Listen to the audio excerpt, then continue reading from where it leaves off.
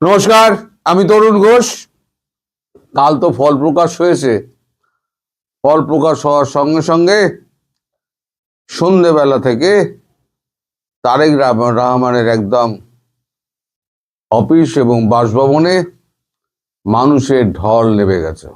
খুব স্বাভাবিক, কারণ এত ভূমিধস বিজয় যদি হয় তাহলে পরে এরকম তো একটা অভ্যর্থনা এবং স্বাগত তার তো পাওয়া কর্তব্য, উচিত।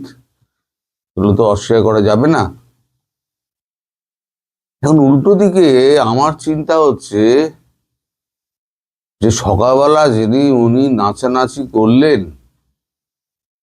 মোহাম্মদ ইউনূস, তিনি উদ্বাহু হয়ে একেবারে গৌরাঙ্গ হয়ে নাচানাচি করলেন, শ্রেষ্ঠ নির্বাচন। তারপরে আর তাকে কিন্তু দেখা যাচ্ছে না। তিনি কোথায় গেলেন, কি করছেন, তার কিন্তু কোনো খবরাখবর নেই।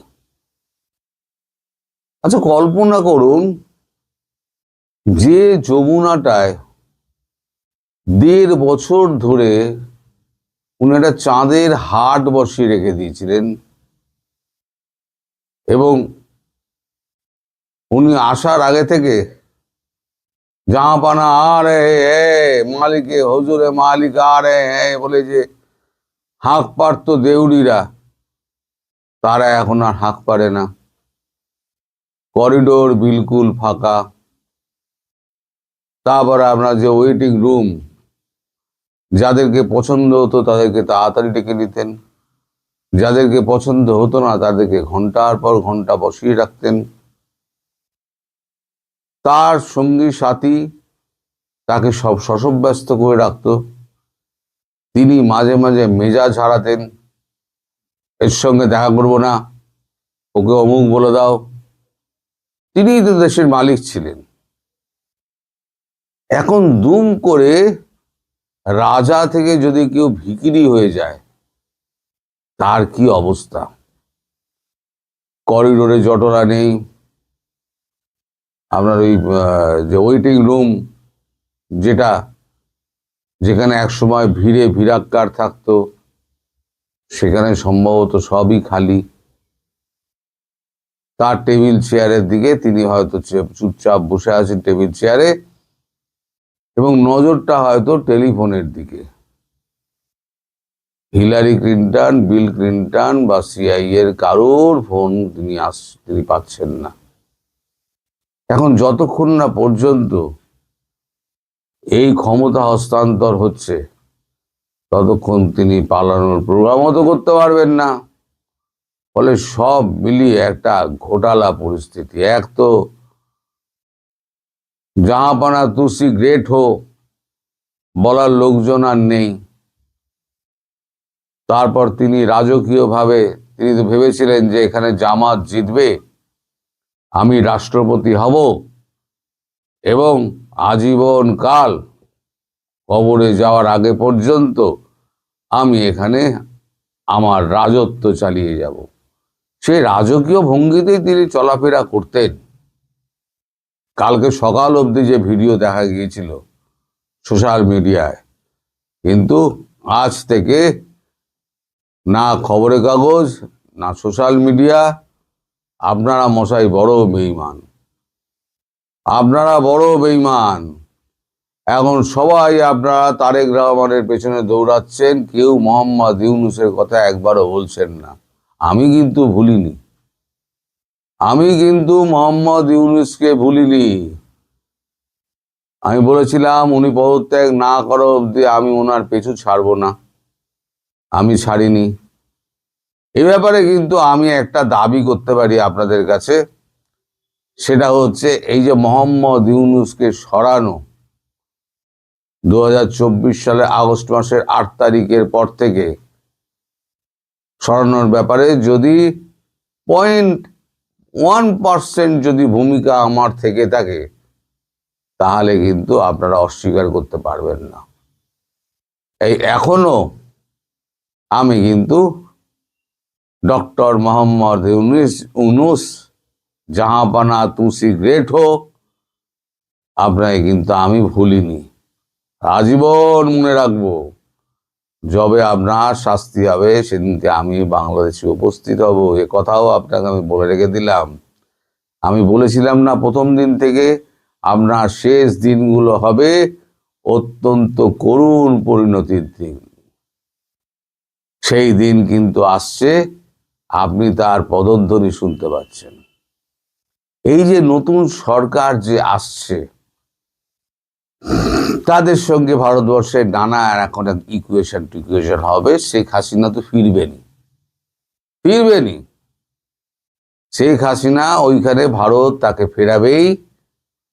এখন একটা পদ বাকি ছিল, সেটা হচ্ছে কাকে দিয়ে ফেরাবে। আপনাকে দিয়ে তো হবে না, আপনি তো হচ্ছে সারমেয় ল্যাজ পাইপে রাখলে পরে 100 বছর বাদে সে বেকাই থাকবে, আর আপনাকে তো বিশ্বাস করা যায় না। আপনি হলেন একটি কুচক্রী, সিআইএ দালাল। ফলে বিএনপিকেই ভারত বেছে নিয়েছে, বা যে কাজটা বিএনপিকে দিয়েই করানো হবে।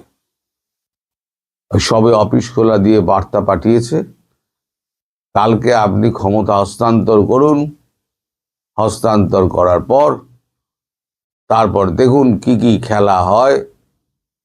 ভারতবর্ষের মোদি যখন ওখানে উপস্থিত হবেন, তখন ভারত বিদ্বেষী স্লোগান কত আপনার লোকেরা, যারা লুঙ্গির তলা থেকে বেরিয়েছিল, আবার দেখবেন তারা সব লুঙ্গির তলায় ঢুকে গিয়েছে, কাউকে কিন্তু দেখা পাবেন না। এটা কিন্তু আমি বলে দিলাম। আপনার ডাইনে বাঁয়ে আশেপাশে সামনে পিছনে কোনো লোক নেই, আপনি সম্পূর্ণ একা। ডিপ স্টেটের প্রয়োজন ফুরিয়ে গেলে ডিপ স্টেট গা থেকে ঝেড়ে ফেলে দেয়। বহু উদাহরণ এরকম দেখা গিয়েছে। ভুট্টোকে ফাঁসিতেও ঝুলিয়ে দিয়েছে ডিপ স্টেট, কিন্তু তখন কিচ্ছু বলেনি। আপনার অবস্থা সেরকম যদি হয়, তাহলে কিন্তু ডিপ স্টেট একটা কথাও বলতে আসবে না। আপনার যারা মালিক, এখন এই উপদেষ্টা যারা আছেন, তাদের জন্য তো প্লেন আসছে। 14 তারিখ প্লেনটা হচ্ছে না, আসছে 15 তারিখ। 15 তারিখে একটা রেগুলার ফ্লাইট আপনাদের চলে 8:30টার সময়, Singapore to Bangladesh to Singapore. আরো দুটো স্পেশাল ফ্লাইট আসছে, যার টিকিট বুক করা হয়েছে। আমি ভুল বলেছিলাম 14-15, কেউ সেটা হচ্ছে 15।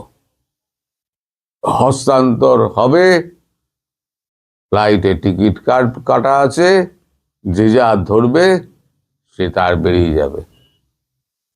এইবার যারা যারা থেকে গেল তাদের কি হবে? তাদের কেউ কেউ আবার অভিমত ব্যক্ত করেছেন যে আমরা কে কি করব। সেই নিয়ে আমাদের কাগজে একটা ছোট খবর বেরিয়েছে, উপদেষ্টারা কি করবেন। দেখুন, তো সেখানে একটা লম্বা লিস্ট আছে। আপনি কি করবেন জানা নেই, আপনাকে কেউ আর চান্স দেবে না। আপনার গ্রামীণ ব্যাংকও গেছে, আপনার গ্রামীণ ব্যাংকের একটা ইটও থাকবে না। আপনার যারা ওখান থেকে ফ্রান্স আর আমেরিকা থেকে যারা এই সমস্ত করতো, তাদের ইউটিউব আর ফেসবুকের অবস্থা দেখেছেন? সব দেখে নিন। তাদের কথা আজকাল কেউ শোনে না, তাদের গলায় এখন সব বেড়ালের মতো হয়ে গিয়েছে। আমরা বাঘের মতো আগেও চেল্লাতাম, এখনো চিল্লিয়ে যাচ্ছি, ভবিষ্যতেও চিল্লিয়ে যাব। যাই হোক, আপনার সব উপদেষ্টারা কে কি করবে লিখেছেন। নির্বাচনের ফল প্রকাশিত, বিএনপি সরকার গঠন করবে। উপদেষ্টারা এখন কি করবেন? প্রধান উপদেষ্টা মোহাম্মদ ইউনূস রাষ্ট্রপতি হয়ে থাকতে চান বলে অনেকে চর্চা হয়েছে, ফলে তিনি কি করবেন তা নিশ্চিত নয়। তারেক রহমান এই ভুল করবে না, অন্তত ভারত তা করতে দেবে না, আপনি নিশ্চিন্ত থাকুন। যদিও মুখে একবার তিনি বলেছিলেন এরপর তিনি ডিজিটাল স্বাস্থ্য পরিষেবা নিয়ে কাজ করতে চান। এছাড়া তরুণ উদ্যোক্তা তৈরি করতে চান। সেগুড়ে বালি, আপনি যে ওই যে একটা আদম পাচারের একটা লাইসেন্স দিয়েছিলেন না, তা আপনার শাসনে বাংলাদেশের যা অবস্থা হাল আপনি করে দিয়েছেন পাসপোর্টের, কোনো দেশ তো আপনার লোককে নেবে না। ফলে আদম পাচারের যে ব্যবসাটা আপনার যেটা ফেলেছেন, সেটা কিন্তু আর কাজে লাগবে না। ওই তরুণ উদ্যোক্তার ওসব ঢপবাজি গুলো ছেড়ে দিন। এছাড়া তরুণ উদ্যোক্তা তৈরি করতে চান? অর্থ উপদেষ্টা সালাউদ্দিন আহমেদ জানিয়েছেন, অন্তর্বর্তী সরকারের দায়িত্ব শেষ হয়ে যাওয়ার পরে তিনি ফিরবেন ঢাকার ব্রাক বিশ্ববিদ্যালয়ের কাজে। আইন উপদেষ্টা আসিফ নজরুল, তিনি দেশে থাকলে তবে তো, তিনি ঢপ মারছেন, তিনি আবার ঢাকা বিশ্ববিদ্যালয়ে অধ্যাপনায় ফিরতে চান। ঢেলা খাবে, ঢেলা ঢেলা, যদি এখানে থাকেন। তিনি সবার আগে কাটবেন, কালকে দেখে রেখে দেবেন। আচ্ছা, সঙ্গে লেখালেখি ও গবেষণাও করতে চান। কোনো টিভিও ডাকবে না আগের মতো, আর হাই আল্লাহ খালেদও আর আপনি বলতে পারবেন না। বিশেষ উপদেষ্টা মোহাম্মদ তৌহিদ হাসান, বিদেশ উপদেষ্টা মোহাম্মদ তৌহিদ হাসান জানান, কিছুদিনের বিশ্রামের পর তিনি লেখালেখিতে ফিরতে চান। এই লোকটা বিদ্বান লোক আছে, লোকটা করে খেতে পারবে, ভবিষ্যতে করে খাওয়ার মতো এনার যোগ্যতা আছে। স্বাস্থ্য ও ভূমি মন্ত্রকের উপদেষ্টা আলী ইমাম মজুমদার আগে সংবাদপত্রে নিবন্ধ লিখতেন, এখনো টিবন্ধই উনি লিখবেন, মাফ করবেন। লেখালেখিতে ফিরতে চান বিদ্যুৎ, জ্বালানি, খনিজ সম্পদ উপদেষ্টা মোহাম্মদ ফাউজুল কবির খান। সমাজ কল্যাণ উপদেষ্টা শারমিন এস মুর্শিদ জানিয়েছেন, তিনি জুলাই আন্দোলনে যুক্ত মহিলাদের নিয়ে কাজ করতে চান। জুলাই আন্দোলনে মহিলাদের তো হাল খারাপ করে দিয়েছেন আপনারা, যারা ছিল তাদের হাল খারাপ করে দিয়েছেন, এখন আবার তাদের হয়ে কাজ করতে চাইবেন আপনারা? তারা আবার ঝ্যাঁটার বাড়ি মারবে, ঝাঁটা দেখেছেন, ঝাঁটার বাড়ি মারবে। আসিফ নজরুল, এর মধ্যে কিন্তু স্বরাষ্ট্র উপদেষ্টার কিন্তু নাম নেই। তিনি কি করবেন? তিনি কিন্তু সবার আগে প্রথম ফ্লাইটে চড়বেন। স্বরাষ্ট্র উপদেষ্টা তিনি কিন্তু সবার আগে পালাবেন। তিনি আর আমাদের ওই যে ডাস্টবিন শফিক যার নাম দিয়েছিলেন, আসল নামটাই আমি ভুলে গিয়েছি, এখন ডাস্টবিন শফিক নামটা মনে পড়ে।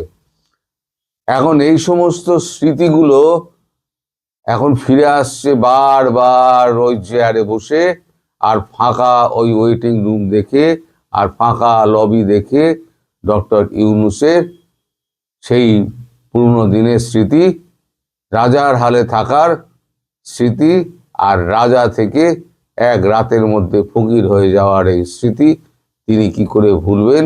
এবার দর্শক আপনারা নিজেরা চিন্তা করুন।